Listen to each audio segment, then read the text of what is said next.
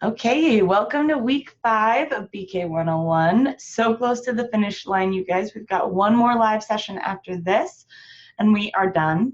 Thank you all for being here. The first thing I want to address is what's going on in the country, the COVID, the coronavirus. I want to assure you that our leadership team, our career services team, your chefs, everybody within this company is doing everything they possibly can to make sure that we set you up for success. I mentioned before we started the recording that during this time, I am going to be as flexible as possible. So any issues that you might be having, whatever they may be, please reach out to me, whether it's a message on our class page or a text message or a phone call.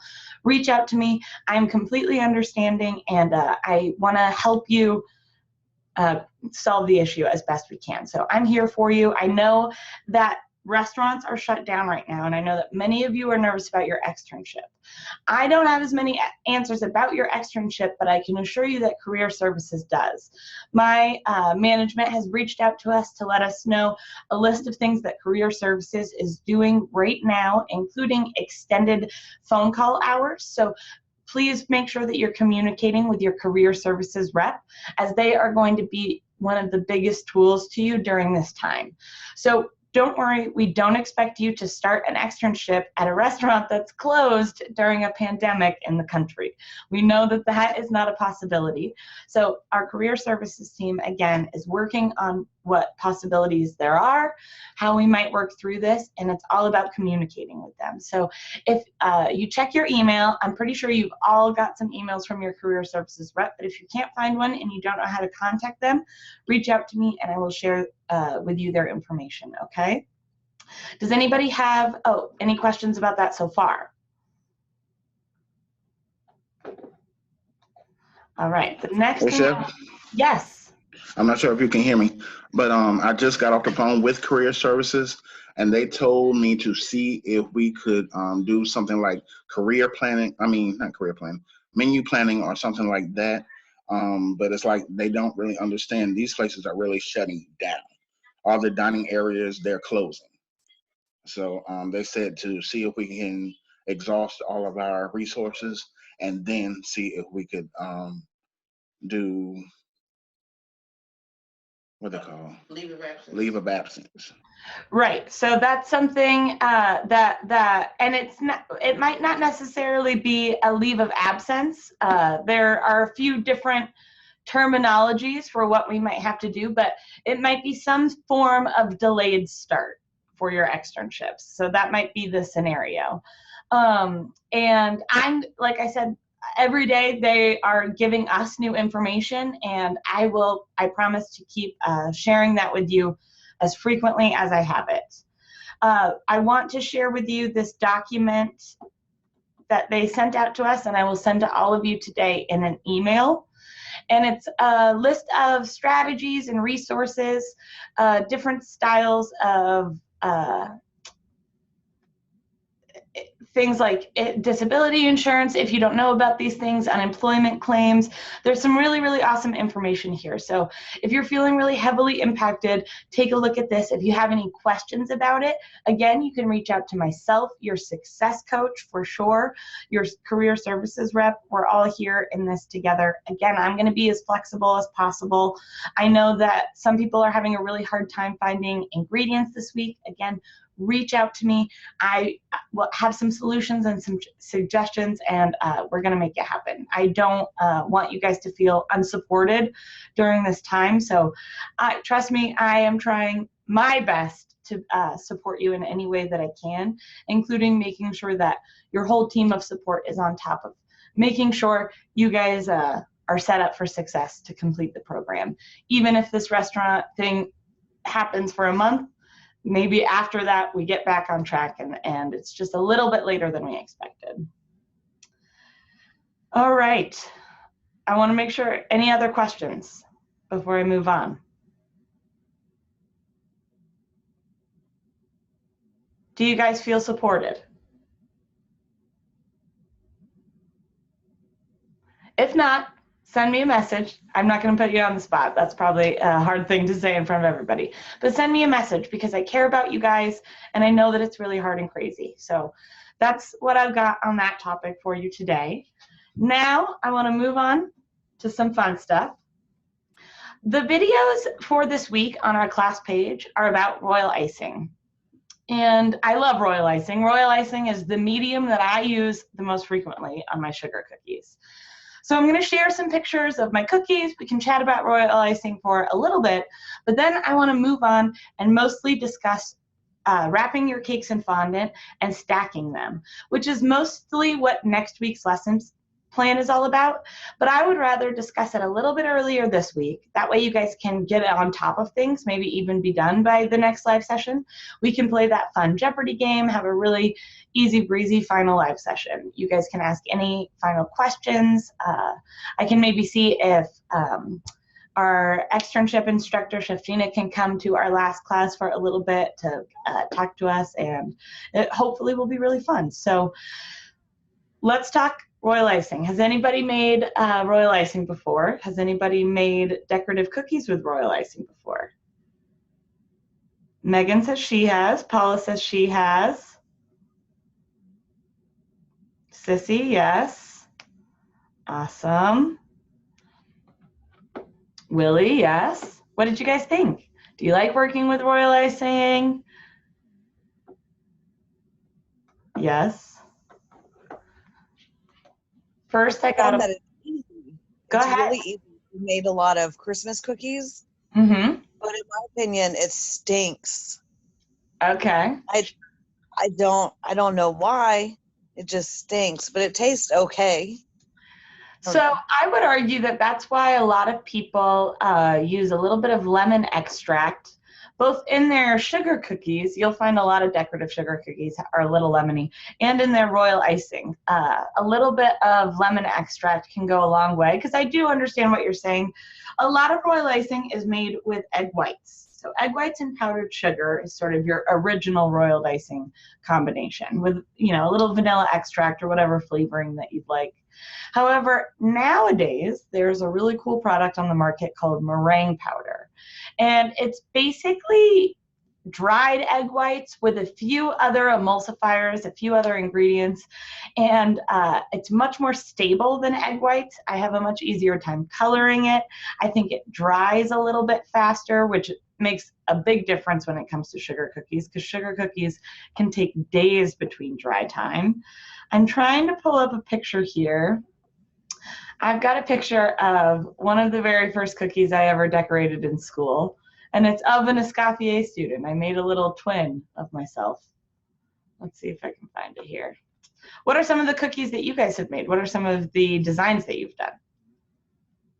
Is it more lettering, more simple stuff, really elaborate stuff?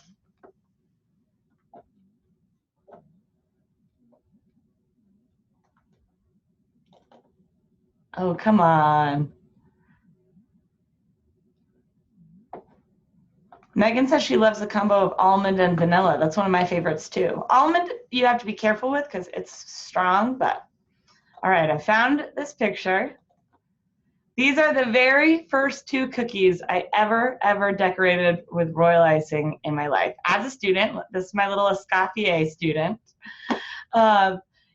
I've come a long way from these cookies, I'd like to think, but looking back at them, I'm still so fond of them. I think that making this little sugar coal skeleton gingerbread cookie is what made me fall in love with royal icing and decorating cookies. When I went into pastry school, I was mostly interested in candy and candy making, and I think that this was a day where I had a really big switch.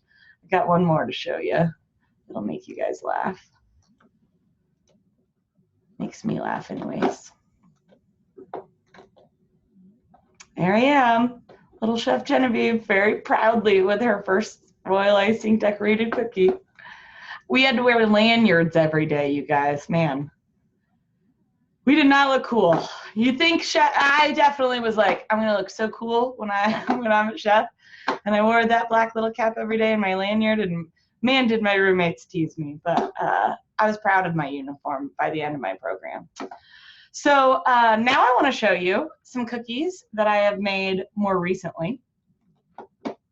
Let's see here. So here's one. Oh, that's a little blurry. Wish it wasn't. There we go. Can you guys see this? Can I get a verbal yes? Yes. Awesome. So this set was for a husband that was a hunter in New Mexico. And I felt really challenged by it because, to be honest, most of the cookies that I do are probably a little on the girlier side, a little more feminine, a little more frilly and cutesy. When I draw, I definitely have a more animated, cartoony style. So my cookies tend to lean that way as well. So I felt challenged by this theme because it's not one that I necessarily relate to. I've never been hunting in my life. So, but I found a design that I really like, some inspiration, and now this is one of my favorite cookies to date that I've ever made. I thought that the silhouette turned out really cool. Something I want to point out is I used texture inside of his body purposefully. So normally with royal icing, when you fill things in, and I'll show you more examples, you want it to look more pillowy and smooth, but I wanted his body to look more muscular. So I used the texture of my royal icing to my advantage. And that's something that's really cool about royal icing, is that based on how stiff it is, you can really do some interesting things, how stiff and or loose. So that's one. These are some over the summer, we have the county fair, and the prized pig competition is a really big deal. So I made these cookies for the county fair. Now, the writing, I used an edible pen to do the writing, but the outline of the pig is all still royal icing. Of course, underneath the white is royal icing underneath the pig. I do have two different consistencies here, and that's something that you'll hear about when you watch those royal icing videos. You'll hear about flood consistency and piping consistency. So piping is a little bit stiffer. I use piping consistency to create a border around the cookie. Then I use flood consistency of the same color but different piping bag to fill in. So flood consistency is not as stiff. It's not as much powdered sugar, or you've added more liquid, more water. So with a flood consistency, you have to be careful because it will spill over. So if you just pipe sloppily over the edge that you've created, it will spill over and drip down. So you want to carefully pipe around that edge, but the flood consistency comes out of the piping bag much faster. You can fill the cookie in about a minute or so. I think Instagram these days does a disservice to food artists in that way, because those videos are all sped up. You know, they're at like 2 times the speed, and it takes a bit of time to fill a cookie still. But you'd use your flood consistency to fill the cookie, and then you would let it dry completely before you put anything on top. And that's the part that I think is hardest about royal icing, is that you have to be patient, you have to wait. Now, because cookies is so much of what I do and so much of the money that I make, I have invested in a dehydrator. I got one off Amazon. It was like $100, maybe $120. It speeds up the dry time of my cookies big time. I can finish a set of 12 in 1 day as opposed to 3 days, cutting down that dry time. So it's not something I recommend you invest in now, or even something that you invest in after you've done a couple of sets. I really think it's something that maybe after a couple of years, and that was certainly the case for me. I was doing cookies for 6 years before I bought my dehydrator. So you want to make sure that it's something that you really love before investing in the more expensive equipment, but it is a tool out there that you can use. These are some of my first, one of my first sets that I did that I really love. And this is an example of my sort of more feminine, cutesy style. These sea turtles took forever though, because I had to pipe the pale green body underneath. There's a full pale green body underneath that shell, and I had to let that dry completely. Then when I did the outline of the shell, I could only do fill in little portions of a shell that weren't touching, and I had to allow those to dry before I could fill in the rest so that they didn't bleed into each other and start pulling over the border that I had created. These flowers are also made of royal icing, and I would say this is one of the stiffest consistencies of royal icing, which you will use often for decorative items like flowers. I'm going to show you a picture of a cake. I believe I've got it uploaded, maybe not. But that stiff consistency icing is what you will use for most details. Looking at these Bunko cookies, so this is sort of an example of flood filling in a piping consistency pretty smoothly. Looking nice and pillowy, not too many lines. If you were trying to use piping consistency to fill in the letter, you would notice a lot of texture. It wouldn't blend well together, it wouldn't look smooth. These, however, this is 2 flood consistencies. So I had piped a little white square, filled it with flood, and then used flood consistency black so that the dots sort of melted into the white so that it's a nice flat surface. If I had wanted those dots to be raised, I would have allowed the white to dry and then piped stiff consistency black. Does that make sense so far? I know I'm throwing a lot at you guys about royal icing.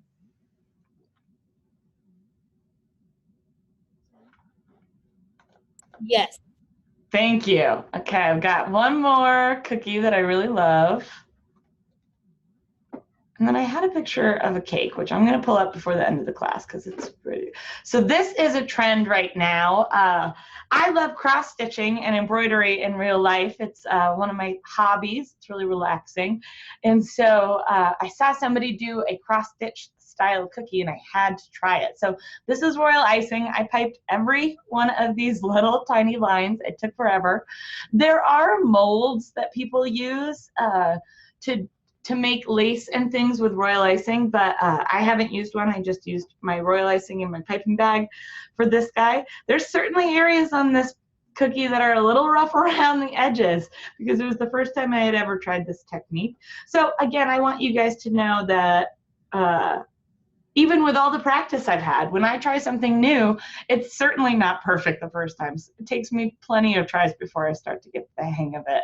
But this one was really fun. This one was one of my favorite cookies that I've ever made. Royal icing, it really is about practice. I know we say that about everything, but it's for me, was learning about how much icing I'm comfortable having in my piping bag for the size of my hand. So some people have larger hands, some people have really, really small hands. And the smaller the hand you have, you want less frosting in your piping bag. I know that can be tedious because it might mean refilling it several times, but it's all about really managing the piping bag and learning about pressure. The speed at which you're applying pressure, making sure that you've got proper consistency, which took me forever to learn. I can't tell you guys how many cookies I made that could have been so much cuter if I had taken the time to make my frosting the right consistency. Usually I make my frosting a little too stiff and I go, this is gonna work. And then I go to pipe my cookies and you can just see so much unwanted texture and they don't turn out the way that I want. So finding the right consistency is important. The way that I like to do this is when I make a batch of royal icing, I make a big batch of white. Even if I need colors, I'm going to color them later, closer to the time that I'm decorating my cookies. This is if I'm making my frosting ahead of time. I make a big batch of pretty, I wouldn't say stiff, I would say piping consistency royal icing. So closer to stiff, certainly not flood. And that's how I would store it. After I've made it and I've mixed it for long enough, I would wrap it tightly with plastic, keep it on a shelf at room temperature, not in the refrigerator. Now, if I needed that frosting to be flood later on, you can add very small amounts of liquid, usually it's water, to your royal icing to loosen it up. And I prefer that. I think it's easier and certainly less expensive to be adding more water as opposed to be adding more powdered sugar as needed. So I want you guys to check out the royal icing videos. There's no portion of your assignment that requires royal icing, so there's no need to worry about it. I have pulled up a few pictures of cakes covered in fondant that also have royal icing on them because it's a really, really interesting technique. Let me check. I got some questions here first in the chat. So just a reminder, you guys, I can't see the chat when I'm sharing the screen. So if I don't answer a question, it's probably because I didn't see it. So don't be afraid to raise your hand either. Megan asked, how do I store cookies as they dry and once they're done? So this is another thing that I've invested in that's made my life much easier, but I have regular metal hotel pans, the cookie sheets that have, you know, a little lip on the side, and I have purchased lids that fit those pans. So it's a plastic lid. So I store them on the pan with those lids on them. Before I had those lids, I used saran wrap. And I used a lot of saran wrap because the trick is you have to pull the saran wrap really tight. The saran wrap can't be touching the tops of the cookies. So it needs to be pulled really tightly across the sheet pan to keep it from touching those cookies. But you do want to make sure that you don't just leave them out in the open air overnight. Tupperware is another pretty easy option. It might take a couple Tupperware containers to be able to lay them flat, but that's also something I had to do for a long time. And in my basement right now still, I have like 24 aluminum pans, and that's what I used to use to store my cookies in. So you can build up your equipment inventory again. You know, it takes time, and you learn what equipment is going to be more important for you based on what you're working on. Let me share, were there any other questions?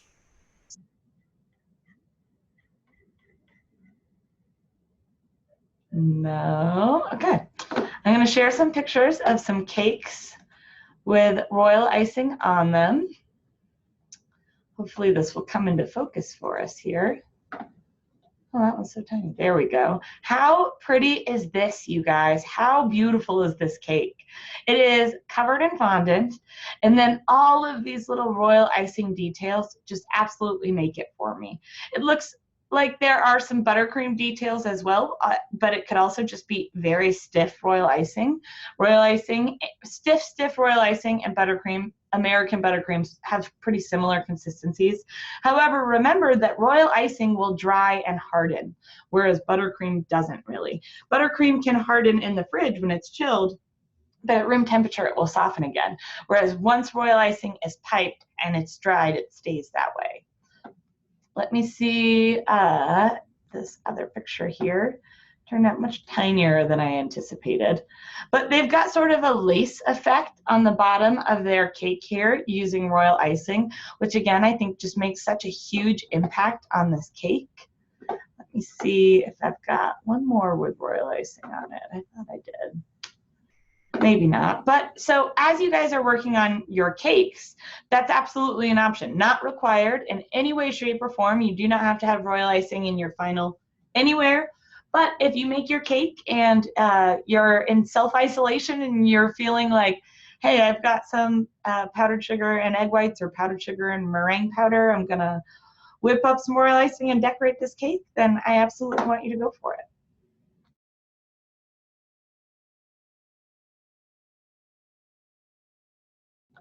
Excuse me. So before I move on from royal icing, just one last call for questions. You guys are awfully quiet today. Chef, I have a question. Yes, Francis. So it's safe to leave that egg white? So you would use pasteurized eggs.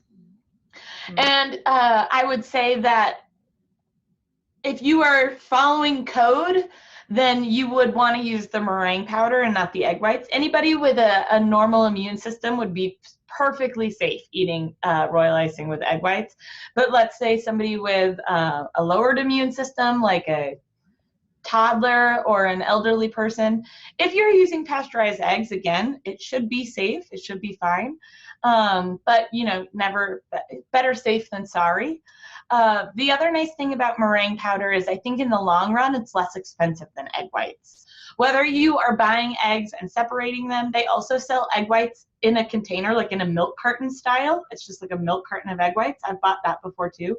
But the meringue powder, you buy a container in like the Wilton section of any store. Excuse me, I have to cough one more time.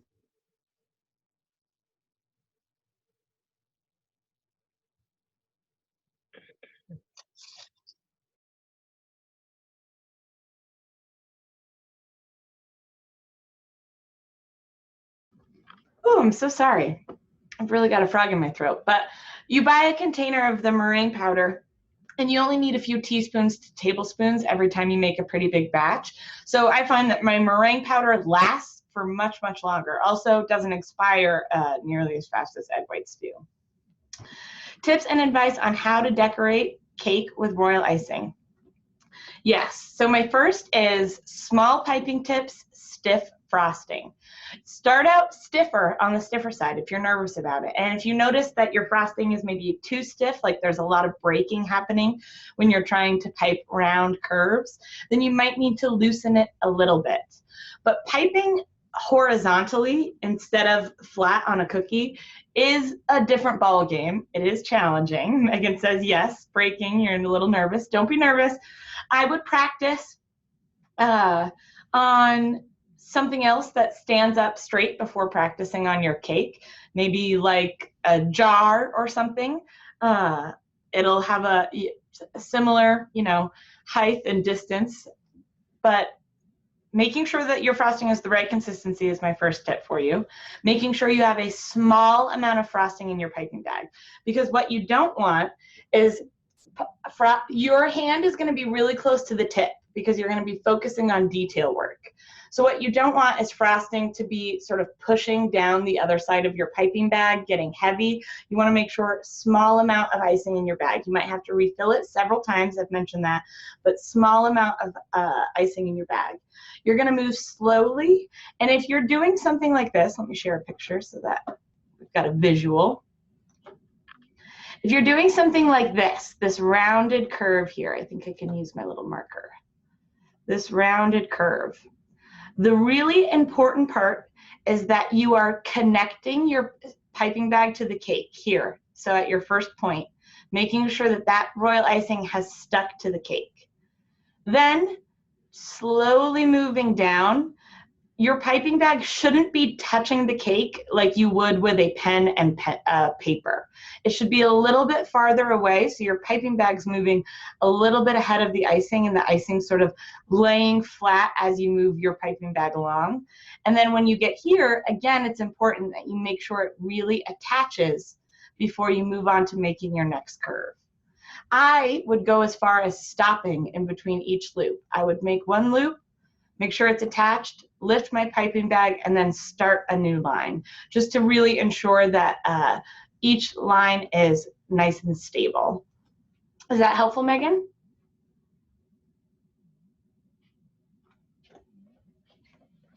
Good. All right. So now I want to talk to you guys about stacking your cakes and wrapping them in fondant. Has anybody made a stacked cake before? I have. Who was that? It went too fast. Kelly. Kelly, okay, awesome. What type of dowels did you use inside? Did you use straws, bubble tea straws, wood dowels?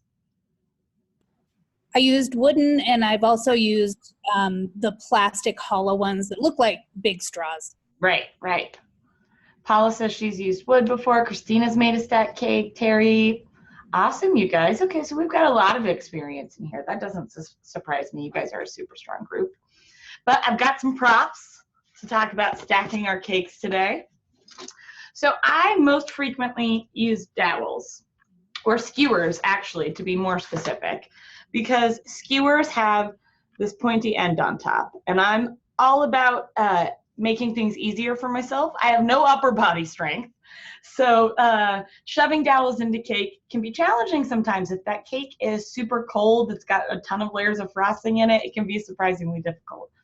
Megan says she's used wooden dowels but disliked them. She has so many bubble tea straws. So I really love bubble tea straws too. I think that they are a great option. I'll show you, I'll pull up a picture to show you guys what we're talking about. Let me pull up actually right now.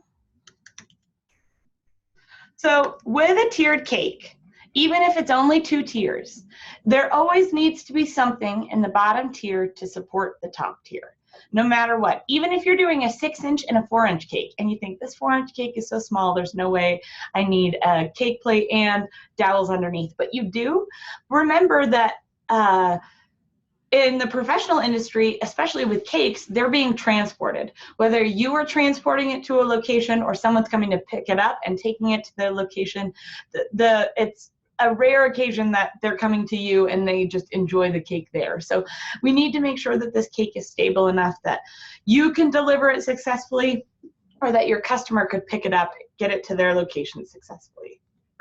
So one of the ways that we do that are dowels. These are bubble tea straws. So they're thin plastic straws. I would also describe them as milkshake straws or smoothie straws. They're flat, they don't have a curvy, bendy end. They're pretty thin plastic, nice and thick. That's why they're good for milkshakes, because they can like pull up those chunks of ice cream or chocolate chips or whatever's in there. Now the thing about bubble tea straws is that if someone were cutting the cake, they're soft enough that someone could cut that bubble tea straw and it could get a fraction of it in a slice of cake. So just like with our gum paste flowers and even with wood dowels, it's important that you remind your client that there are non-edible items inside of the cake.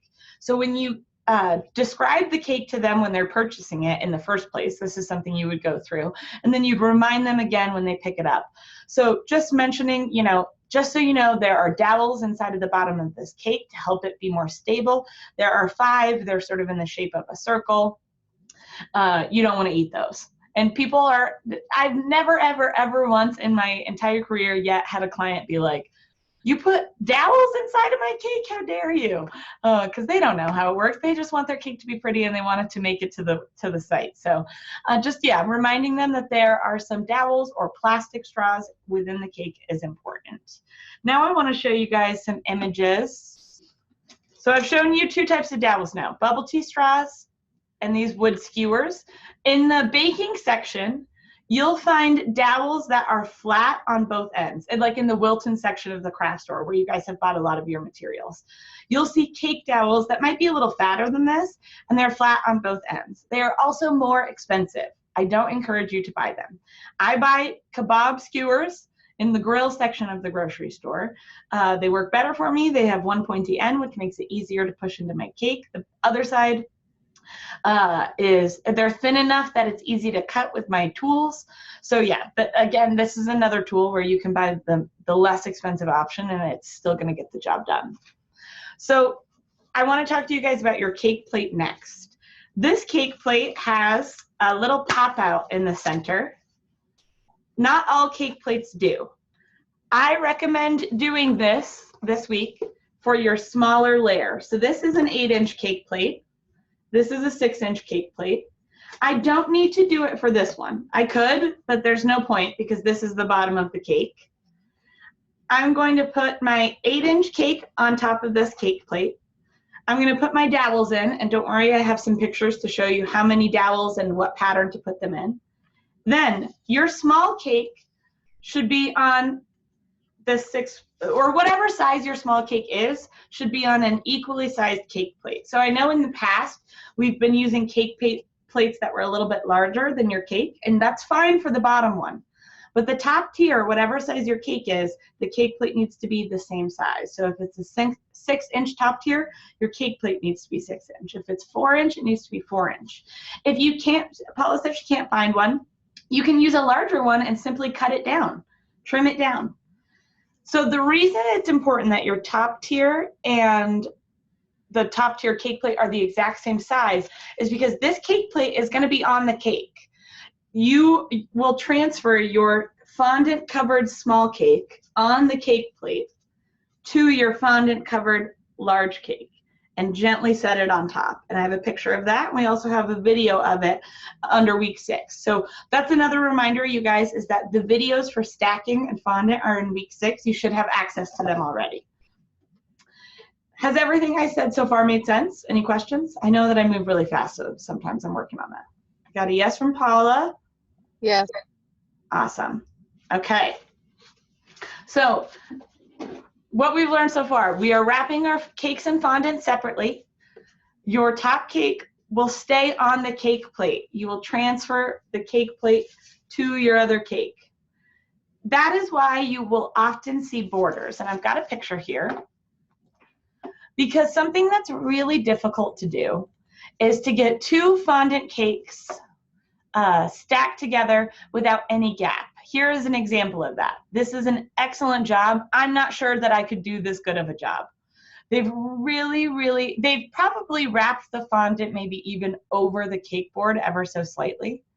But most often, you will see fondant wrap cakes, dang, that's a tiny picture, with some sort of ribbon or like the shell borders that you guys have been practicing, some sort of border in between those 2 layers to hide any gap that there is between the cake board and the bottom tier.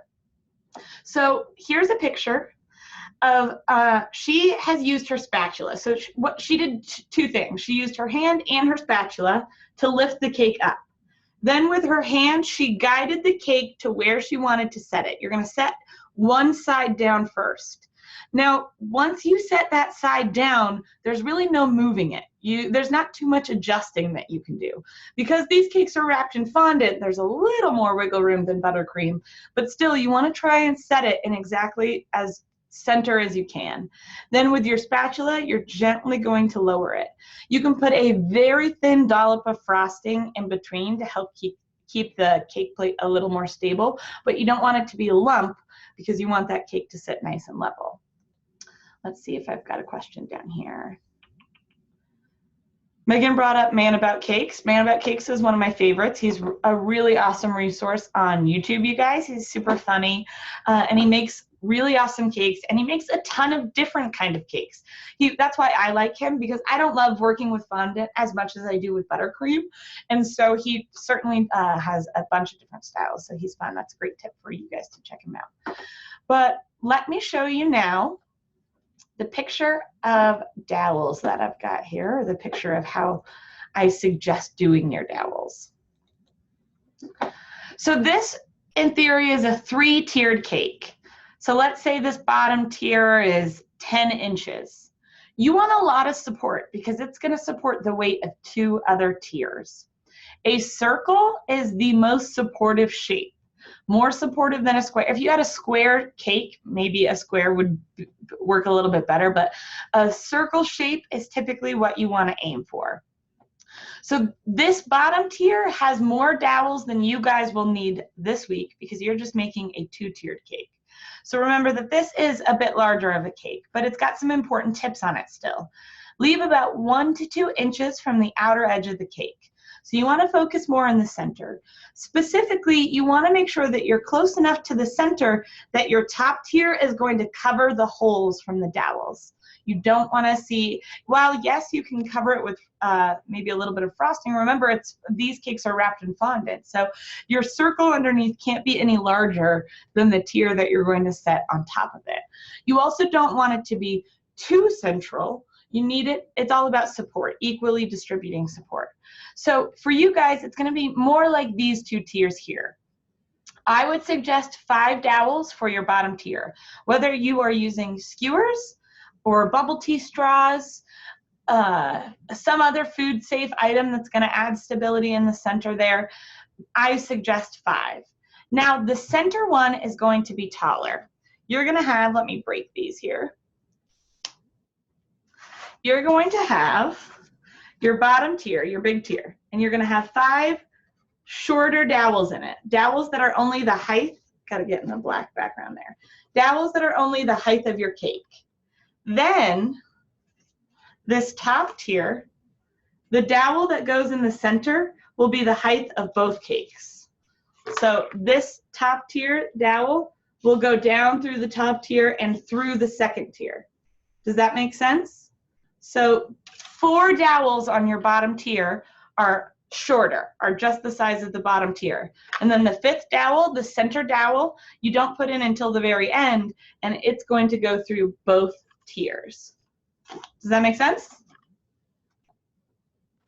Yes. Awesome.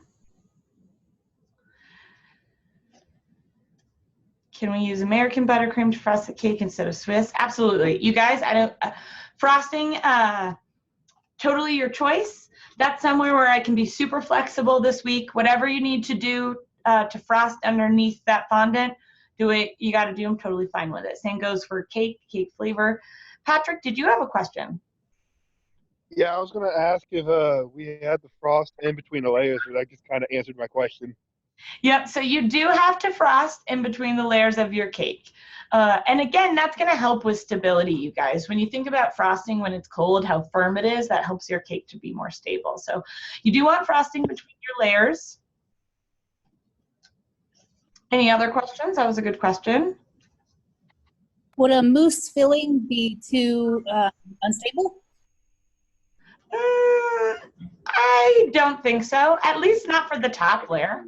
I think if you had regular frosting on the exterior, a mousse filling would be fine. Sure. Megan asked a good question, you guys. How does it work with the top tier putting a dowel in?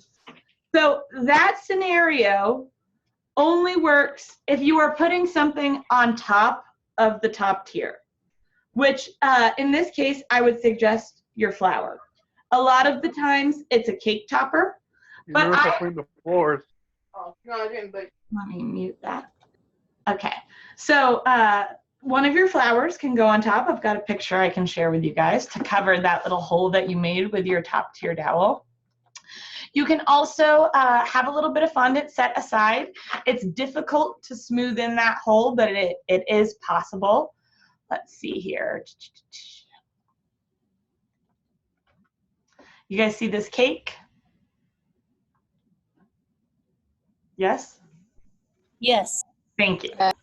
So yeah, their dowel, and in this picture you can actually see that it's a little off center, and that's okay. It doesn't have to be perfectly in the middle, but that slightly off center makes it easier to maybe place one of your flowers a little off center.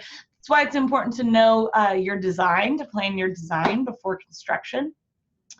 If you aren't planning on putting anything on top, I would save a little bit of fondant to try and fill in that spot. And I would still recommend doing some style of design to sort of blend that in a little bit more. Some top tiers don't have a middle dowel in them. So there are cakes where it is placed gently on top, usually at the location.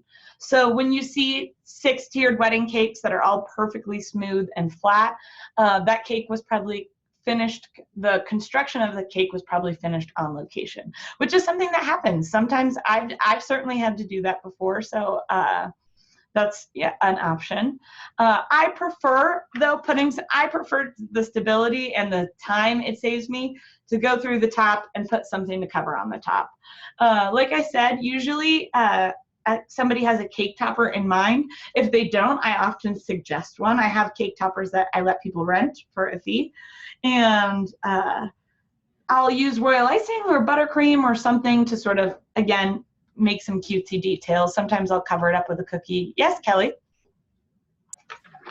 I was just going to say, when my niece got married, I think she had 3 or 4 tiers on her cake. Mm-hmm. But one day it was an after wedding and the top tier slid off. Yep. So yeah, I would use a dowel. Yep, exactly. And that's something else, that's happened to me too, you guys. Even though I've talked to every bride I've ever had about it, one of the questions I always ask in our tasting is, will this cake be outside? And a lot of times they tell me no, because they know that's what I want to hear.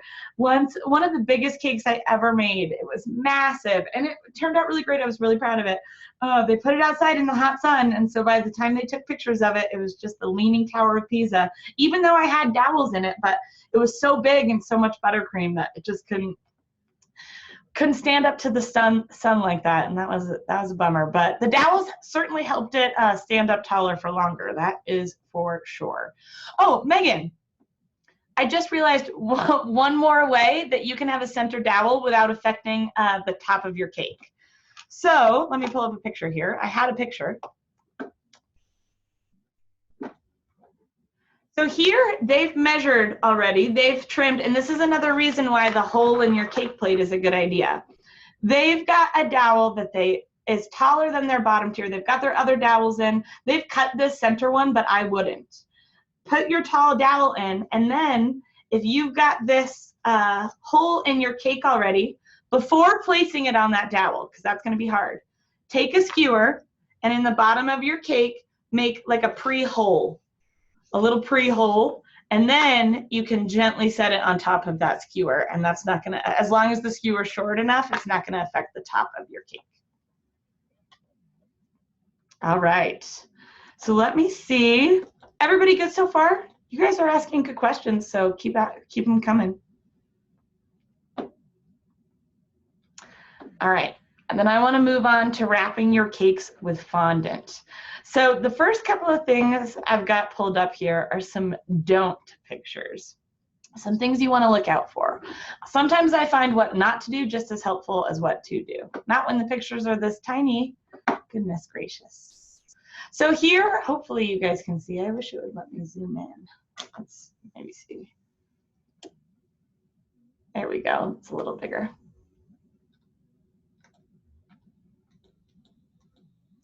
You can see a lot of texture on this fondant.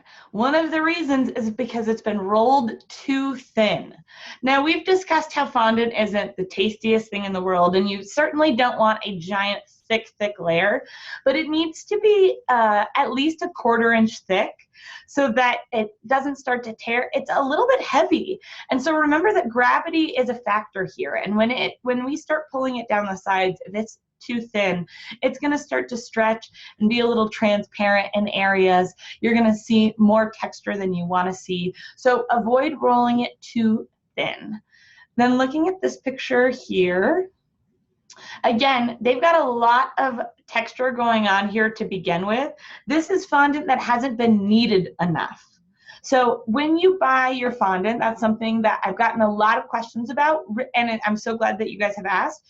You can absolutely buy fondant and buy gum paste. If anybody hasn't finished their week 4 yet and you're nervous about that, I encourage store-bought. It's much easier to work with. If you, Stacy said we were supposed to make 2 different size cakes when we froze them, or stacking the layers we made. Do we need to make another cake? So I mentioned last week a 2-tier cake, both tier needs to have 2 layers. So it's a 2-tier cake. Each tier has 2 layers of cake. I mentioned that you could bake off 1 thick layer for each tier and cut that thick layer in half and put frosting in that to make 2 layers. Megan said it's supposed to make different sizes. Yes, so a 2-tier cake, you guys, is going to be 2 different sizes. A bottom tier that's bigger and a top tier that's smaller. Does that make sense? Yeah. Okay. So I have seen most of what I saw in your week 4 photos were 2 different size cakes that you guys can use for next week to stack on top of each other. So hopefully that's clear. If it's not, please shoot me a message. All right, let me pull up this fondant picture here.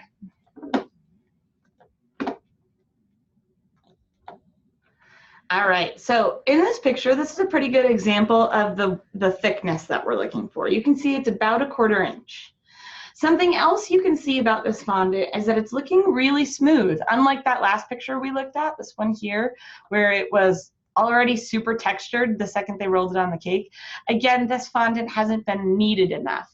So kneading is just like working with bread, pressing into the countertop, really working that dough until you start to see it smooth out.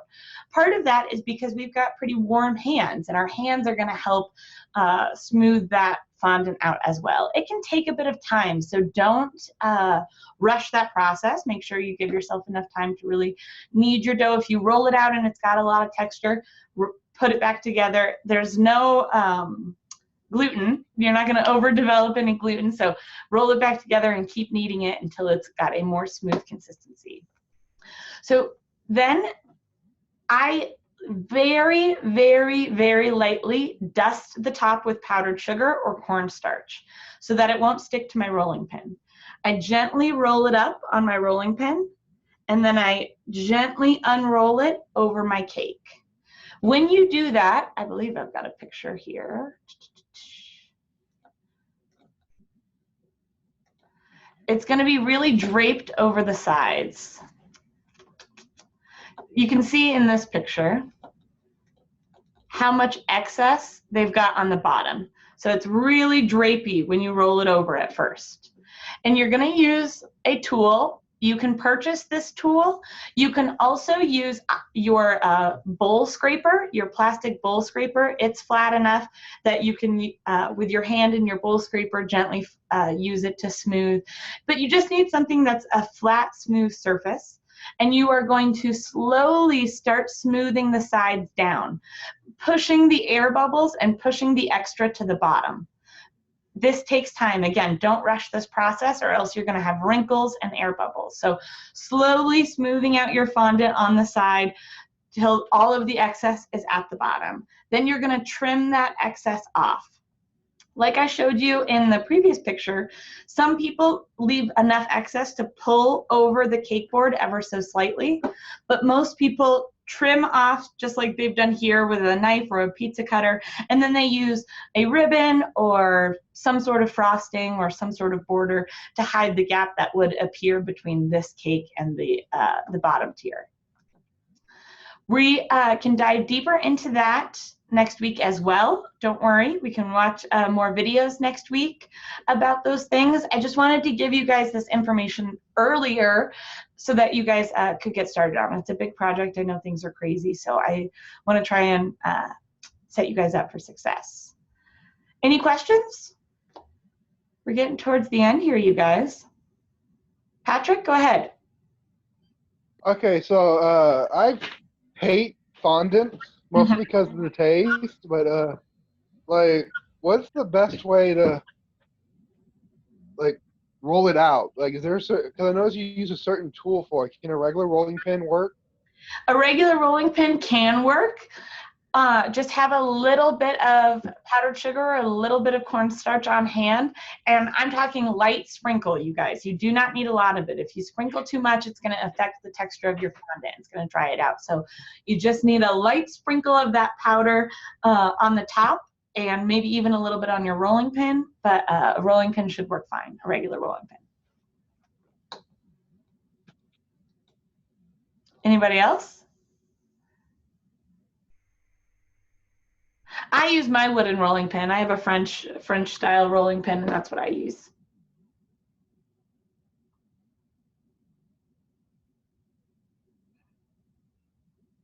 Any other questions? Going once? Going twice? So week 5, you guys, your week 5 assignment, we've talked a lot about fondant and a lot about stacking, but that's not even due this week. So that's good news. What you have to finish this week is the buttercream that you'll need for your cake. Yep. So whatever style of buttercream you choose, all you have to do is make it, and then again show me that it's labeled and stored in some sort of container. And then finishing at least one of your gum paste flowers, showing me one complete gum paste flower, I believe is the other part. Let me double check on that before I scare anybody.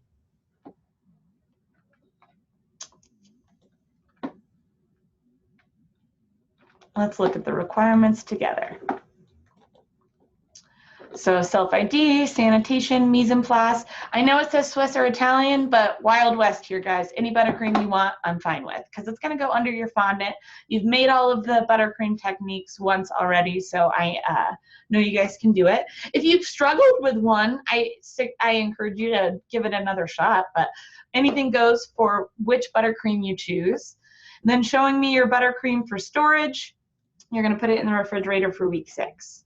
Showing me, I need to see your petals. I don't necessarily need to see your gum paste rolled out to 1/8 thickness. It says fondant gum paste because the recipe, and we talked about this last week, suggested that your flowers be made out of 50% fondant and 50% gum paste. I suggested 100% gum paste. So don't be frightened by the word fondant there. I'm not expecting to see any fondant until week 6 when you've got your cake covered in it. But what I am expecting to see is the petals cut out. I need to see a little bit of your flower process. So showing me one picture of you thinning out your petals, whether you're using the balling tool or a spoon, showing me at least one picture of you applying the petal, showing me a dried flower and the wrapping of your stems with some floral tape. You can use any kind of tape again here. There's so much going on. That's the sort of stuff that I'm not going to be picky about at all. It says show coloring of flowers using petal dust. You don't have to color your flowers. Totally optional. I don't suggest liquids. Liquids really affects the texture of your gum paste. That's why you use liquids for glue. You don't really want to use it to color your flowers. So if you do want to color them, luster dust is the way to go. We talked about even those non-toxic pastels that you can shred up, but they can stay white. Paula says, if you don't have the glue, what can you use? Water is one suggestion, just like sculpting with clay. Something that I do, it's called scoring.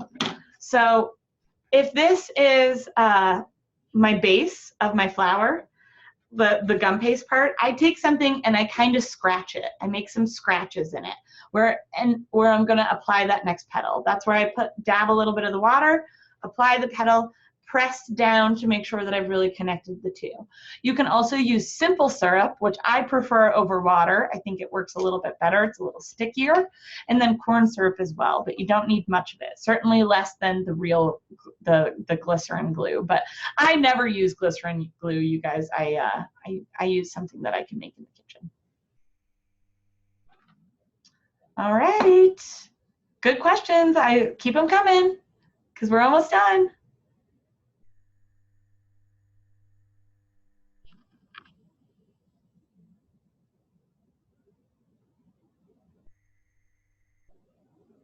Paula says, if you use corn syrup, do you have to dilute it? No, you just don't need very much of it. I use a paintbrush to apply it. Yeah. Okay, you guys. Well, thank you for being here. Remember that my thoughts are going out to all of you during this crazy time. I care about you guys. If anything comes up, you've got any issues, please reach out to me. I'm here to help.